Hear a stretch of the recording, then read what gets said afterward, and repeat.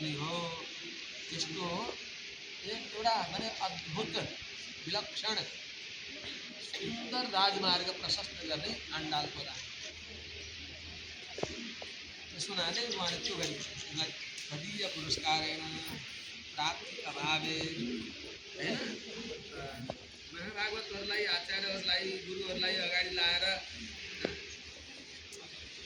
नै जान पर्दछ पुरस्कार नगरिकन गइयो भने के हुन्छ नमिलोस् न गुरुहरूलाई भागवतहरूलाई यी गोष्ठीहरूलाई लिएर भगवान्का गएका छन् भगवान् कहिले मिल्नुहुन्छ मिल्नुहुन्छ आज त कहिले भोलि तर भागवतहरूलाई पनि गर्ने भएकी शूर्पणखाको हाल हुन्छ शूर्पणखा प्राप्त दशा प्राप्त व्यास्यात् इष्ट पनि पाएनन् भगवान् पनि मिल्नु भएन उतै नाक कान काटिएर नकटी भइदिए नकटी नाम पाए र चाहँदा पनि नकटी शब्द थियो अनि नाक कान काटिएपछि लाल घर बसेर ऊ देखाउनु भएन अनि रेली स्थानमा अरब राख्नमा दुर्गा लगाएर मुख ढाकेर बस्थे अनि यस्तै खालका हुल बनाए यस्तै खालका हुल बनाउन आफूले गर्थ्यो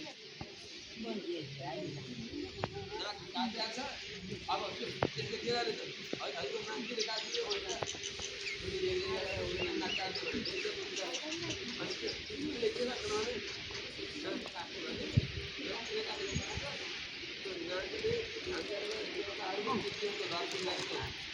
डाँडीले सिन्दुर भगवान्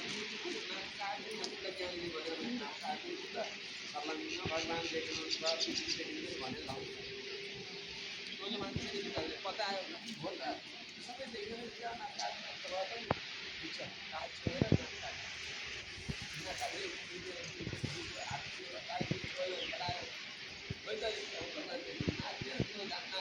सञ्च हुन्छ खै अझै म पनि यस्तै छु मलाई साथै बनायो जग्गामा यस्तै जोडाउँदा एउटा हाम्रो हुल बनाउँछ त्यस्तो पनि सकेर आफू बिराएको छ बिराएर सबैलाई बिराएको लागि जहाँ एउटा बिग्रिएको छ नि त्यहाँ एउटा सपार्नु हामीले हो हामीले बिरायौँ हामी सबै जाउँ सच्याउने ठाउँ छ भन्ने भने बिसाउँछ धेरै भन्नु दास अब शक्य प्रकारेण आनयति चेत तदा द्रष्टव्यम भन्नुभयो उदाहरणलाई भगवान् दर्शन गराउने एउटा गुरुहरूले एउटा पिताजीले स्वामी उहाँका गुरु पनि हुन्छ स्वामीजीले गोदानलाई श्रावण महिनाको कथाल्पति नक्षत्रमा ध्यानपत्र तुलसीबारी गोडमेल गर्न जाँदा भलमल्ल उजेर गएको भएर सुन्दर बाली बालिकालाई खाइ बसेर पृथ्वीले दिएको गो भनेको पृथ्वीले दिएको भन्दा मोटा कर्कटे प्रभाल्युन्याम तुलसी काननोद्भवान् पाण्डे विश्वम्भरां विनोदान् वन्दे श्रीरङ्गनायक उत्तर भारतमा पनि विश्वहरू भए भक्ति रचना भगवत सगुण भक्ति रचना दुर्गेका विदेशीहरू जस्तै मीराबाईहरू भए धेरै माथि अन्डा गोदानबाजीका रचना हुन् सब बडा बडा धुरन्धर विद्वानहरूले पनि सारा वेद वेदान्त संलग्न किएका मानिसहरूले पनि गोदानबाजीको सूक्तिलाई पाठ गर्दै हिँड्नुहुन्छ र उहाँको नामै विरूपावै जीर नाम त जम्मा 30वटा गाथा छन् 30 गाथामा सारा मेरा आचार्यले पनि बताउनु भने ज्ञान गर्नु आचार्यले दिएको मन्त्रमा गाथा दिएको आचार्यले दिएका भगवान् हामीले आफै भेटेका भगवान् आचार्यले दिनुपर्नेछ आचार्यको कृपा नभइकन भगवत प्राप्ति हुँदैन जति नै ध्यान गरे पनि आचार्य परम्परा कहाँ छैन जब मेरा आचार्यका परमाचार्य आचार्यका आचार्य परमाचार्य उहाँका आचार्य गर्दै सानो छिन्न स्वर्ण श्रृङ्खला सुनको राम्रो साङ्लो हुन्छ। यो साङ्लामा समातेपछि त्यो साङ्ला आफू बाँधिएपछि तान्दाखेरि सबै माथेर तान्दछ। जतिको साङ्ला बाँधिन्छौँ होइन फुलको टुङ्गो जतिको धागामा तुनिन्छौँ तान्दाखेरि सबै गइन्छ काम। त्यस हुनाले यस्तो हो पवित्र श्रृङ्खला हो प्रधानबाजीले। त्यस हुनाले उहाँले मेरा आचार्य चरणले अनुग्रह गरे हामी उहाँको दर्शन गर्छौँ। मर्यादा विपरीत दर्शन गर्दैन। मर्यादा विपरीत ध्यान गरेर एउटा रेडियो कथा हुन्छ सज्जनले उनले सङ्गीत राम्रो जाने थिए, खुब राम्रो भजन गर्थे। भजन गरेपछि तिनले भगवान्को दर्शन दिए। भगवान् आएर नाच्नुहुन्थ्यो। उनी ध्यान कक्षमा बसेर जब राग अलाप गर्थे नाच्नुहुन्थ्यो, गाउनुहुन्थ्यो। भगवान्को दर्शन भयो मलाई, फलानाले भगवान्को दर्शन पायो, भगवान्को दर्शन पाउनु भयो, भगवान्ले दर्शन दिनुभयो। हजुरको र उहाँको भगवान्को हिसाब पुरा भयो, केही मिल्दैन। आत्मालाई सुन्दै बिल्कुल भगवान्को दर्शन भए पनि आचार्यको अनुग्रह नभइकन भगवान्ले दर्शन दिने पनि त्यही दर्शन दिनुभयो।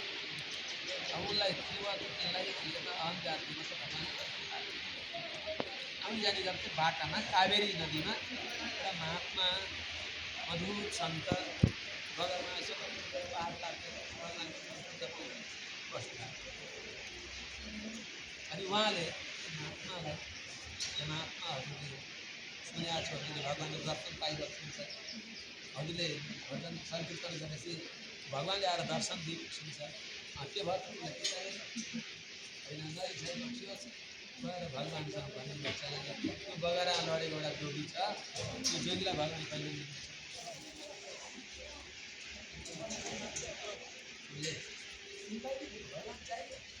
विद्या मान्यो भगवान् भइहाल्यो भगवान् मान्यो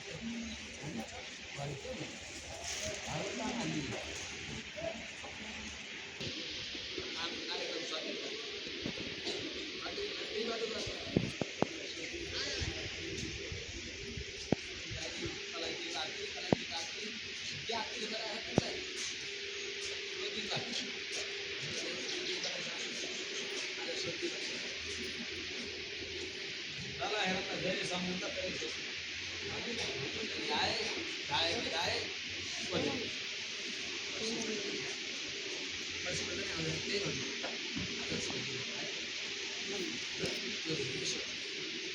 अब दर्शन दिनुभयो।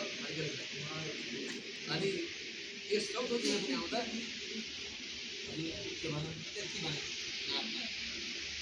पूजा भइदियो। उनी गए सासै गरेन, बाजा बजाए, राग अलापे, सुन्दर राग अलापे। भगवान् नाचेको, भगवान्का नुपुरको पाइजेको ध्वनि सुनिएको छ होइन। भगवान् देख्नु भयो। उनले राग अलापे त्यो कक्षमा नाचेको पदचाप सुनिन्छ, नुपुरको झन्कार सुनिन्छ। होइन प्रभु हजुर झन्कार सुनेको छु, हजुरको दर्शन पाइनँ। प्रभु हजुरको दर्शन पाइनँ नि विकास किन भने तिमीले त दर्शन दिनु पाउँछौ नि, सुन्न पनि नसुन्यौ, तिमी भइलो पनि हुन्छौ, तर तिमीलाई सचेत बनाउनको लागि तिमीले यति गर्दैछ। अहिले यही अस्ति त दर्शन पाइरहेको थियो, दर्शन पाएका थियौ, तिमी कति जानकारी भयो, तिमीलाई कसैले सोधेको थियो।